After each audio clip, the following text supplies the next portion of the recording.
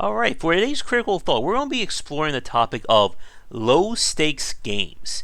This idea that you don't have to design a game around killing the gods of the universe, preventing time from being wiped out, saving yourself from any kind of apocalypse. Sometimes gamers just want to go fishing, maybe cook some food, grow some fruits and vegetables in a garden. And why, despite these games being very casual or very simple for a player, it can be quite hard for a developer to wrap their heads around this.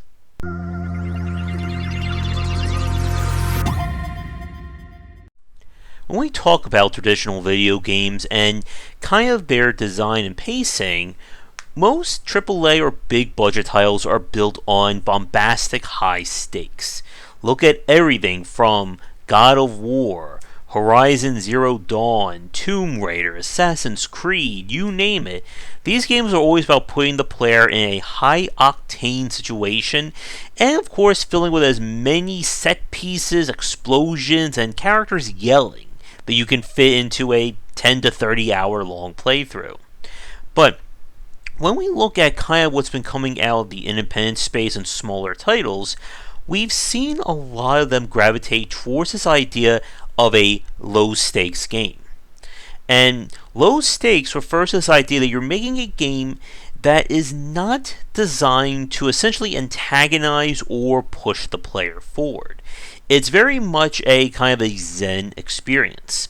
Now, the footage you're seeing over there is from Anno 2205. And the Anno games, when you can ignore the military, can be quite Zen-like in building things up and watching cities go. And city builders in general have kind of been very low stakes as well. The worst thing that can happen in a city builder is that, your traffic gets a little jammed. Or you can drop a meteor on your city, as we saw in SimCity. But you're not necessarily having to push when you're playing a city builder or low stakes titles. Perhaps the king of the low stakes games right now would be Animal Crossing, and the latest one is kind of dominating the discussion while we're all stuck inside with this pandemic going on. And that's generally one of the big things about low stakes games, that they're a great way to relax after a stressful day, and when you're not really wanting to push or be extremely aggravated by a title. Now, for some of us, you could relax to play a game like Bloodborne or Dark Souls, like yours truly. But when we talk about a low stakes title, like I said at the start, it sounds easier than it is to create a game where the gameplay loop itself is not meant to directly engage or antagonize the player. When we look at other games, there are all manner of ways to push the player forward. You put them in a set piece, or have to run away from an explosion, a timer on screen that's counting down to their destruction, monsters trying to kill them, and so on and so forth. But a low stakes game requires a different approach to its design. So the first thing you want to watch out for is that, well, this should be very obvious. No, there should never be a true fail state in a low stakes game. You can have short-term punishment. Your character faints after working too long in your garden. You didn't pay your bill in time, so maybe you have to pay a little extra on your next one. But you should never be seeing "you died" flash across the screen in a casual or a low stakes game. And again, while we're joking about that, what that means is that there is no fail state or no long-term fail state. How do you create a progression curve that works? How do you create motivation for a player to play a game when there is no threat or punishment associated to it? And this is where this discussion gets very challenging. So when we talk about a low stakes game, progression is usually built on scaling. One day I can raise 3 crops of vegetables. Next time maybe I can do 6. Maybe I unlock something new that can mitigate a previous task. there's kind of that sense of idle design in low stakes games, that the player is moving forward, and this is done by either introducing new elements that are either grinding or mechanics, or ways to mitigate or reduce what's previously there. Now, like I've said, when we talk about a low stakes game, the progression is kind of, or it should always be moving forward.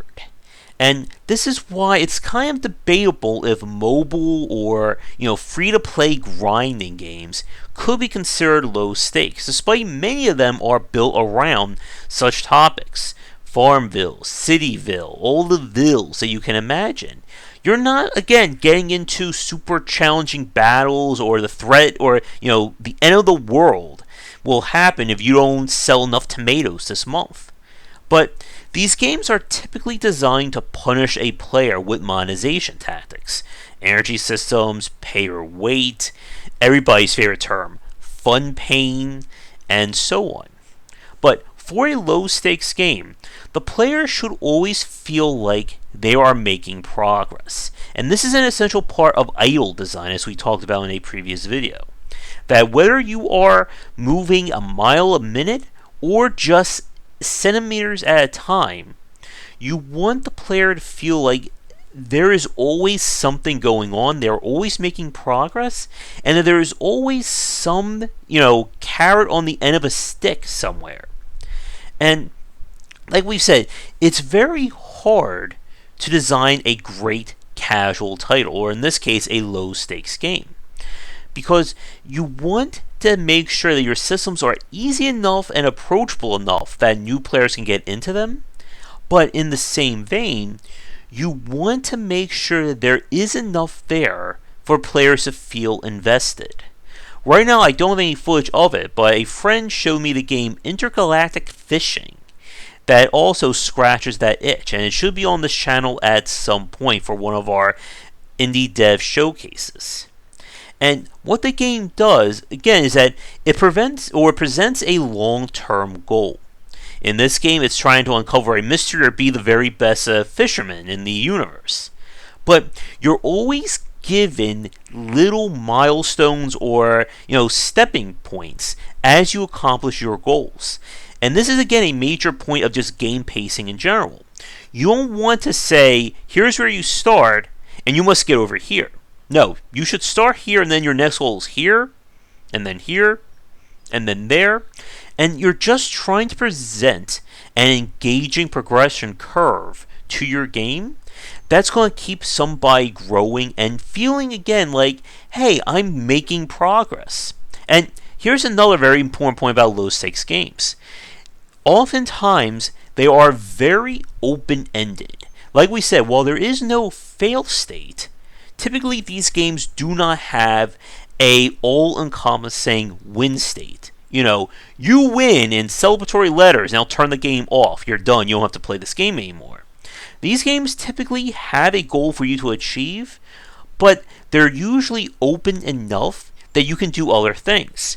In Stardew Valley, while yes, you can completely build your entire farm up, or maybe you're just interested in, becoming friends with everybody in town. Maybe you want to get to the bottom of the dungeon. Maybe you want to max all your skills, or maybe you just want to play the game for like 2 to 3 years of in-game time. It is entirely up to you on how to proceed. And it is very hard, as we've said, to design a game that can hit all those points. And as we said, no matter how approachable or how playable you make your game, not everybody is going to like these kinds of sandbox or low stakes designs. For myself, The Sims is probably like the proto example of low stakes games. That was the one that kind of really took off before we even had free to play mobile games and stuff like that. And it just didn't work for me. Because the other point about low stakes games, like we've said, is that while there are no fail states or win states, usually these games do not grow mechanically. You're not going to be playing a low stakes game and then 5 hours in, unlock the Dark Souls randomly generated dungeon. Or the demons show up and you go into first person shooter mode.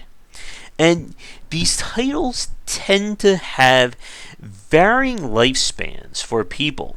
Some of them will play them day in and day out, and it becomes, their everyday or their rainy day kind of game. Other people will play them, see the progression loop, and go, okay, that's it, move on to the next. And there is nothing wrong with that. Again, low stakes games may not be for everyone, but they can fill a very important niche for people looking to play a game without looking to be stressed out. When we come back, we're going to talk a little bit more about a game that handles the idea of low stakes really well.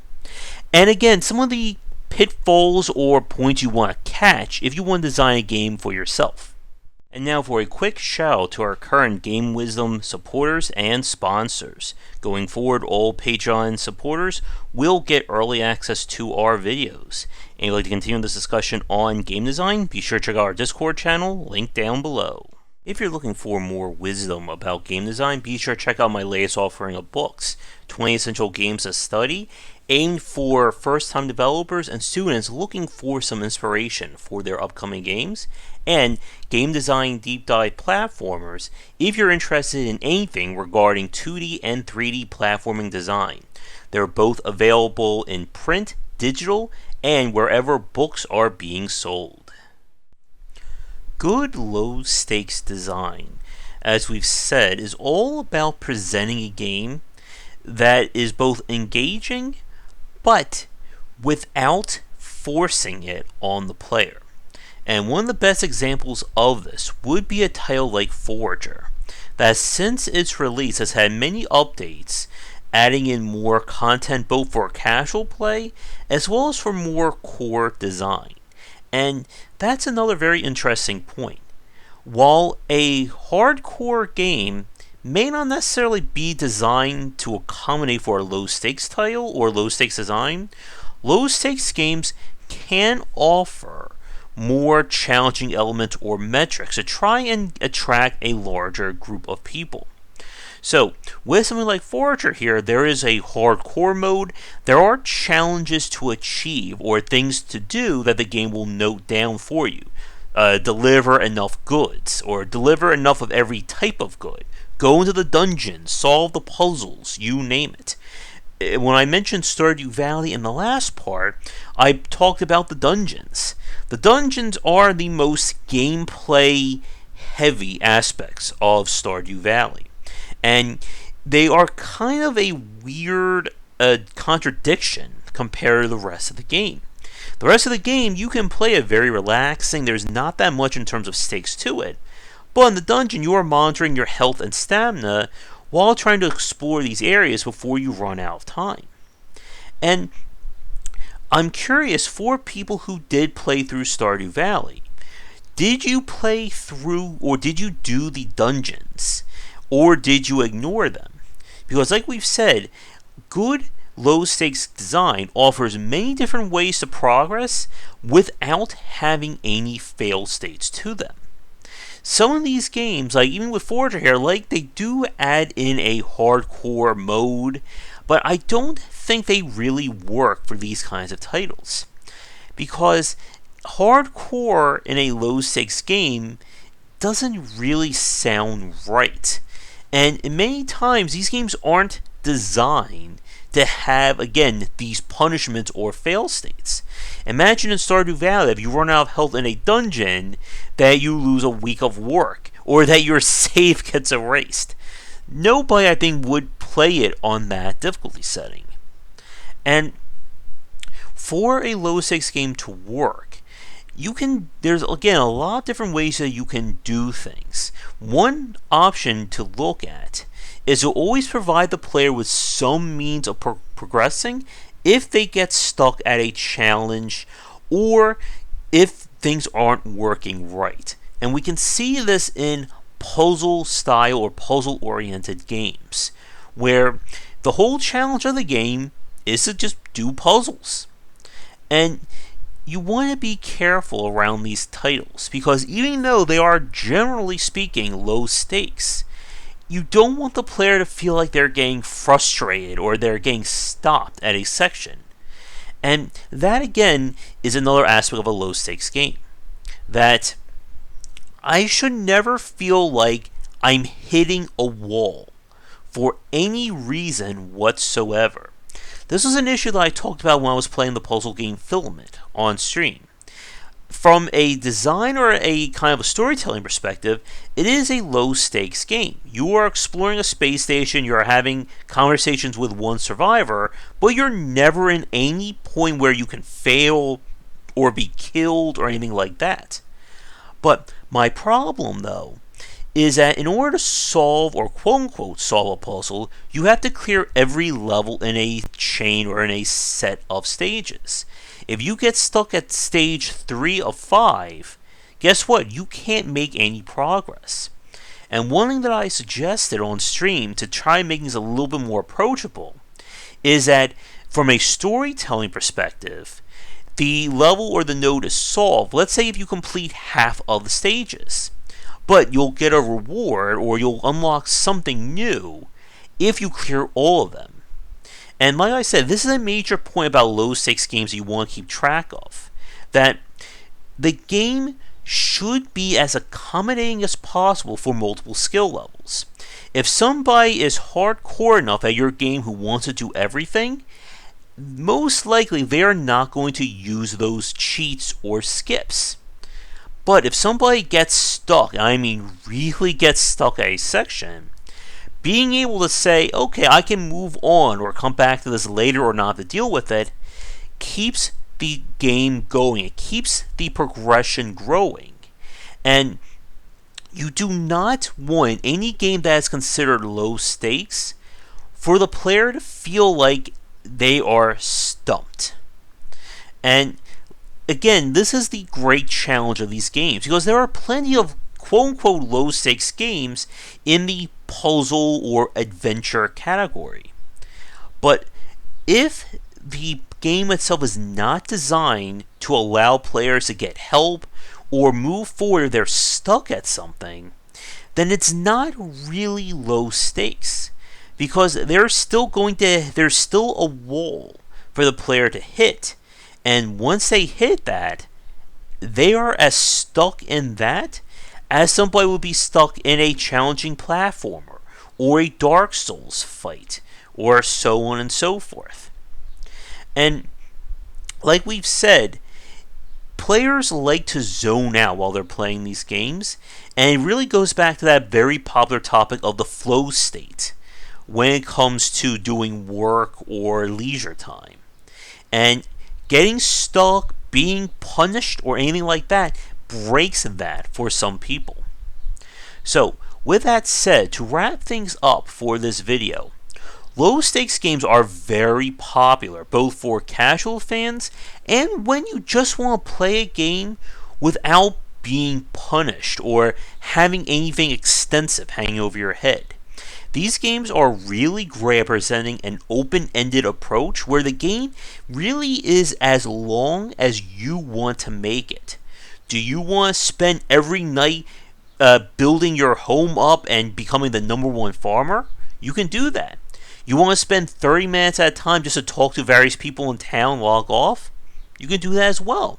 And this is why the term slice of life tends to apply to a lot of low-stakes games. That again, you're not trying to become a billionaire, or defeat the local evil warlord, or build the weapon that will save all of reality. You're just trying to relax. With that said, for those of you watching this, my question for you: we've mentioned some really good examples of low-stakes games on this video. Can you think of other really good examples, either in the indie or AAA space? Let me know in the comments below, and thanks for watching. Come back for daily discussions on game design here and on Game Wisdom, where we examine the art and science of games. Until next time, have a great night. Thanks for watching the video. If you enjoy things, be sure to do all the liking and subscribing that the kids are doing these days. Check out our Discord channel linked down below, where we hang out and chat game design, and come back later tonight for our regular streamings. But that's it. And tune in for more great content here and on Game Wisdom, where we examine the art and science of games.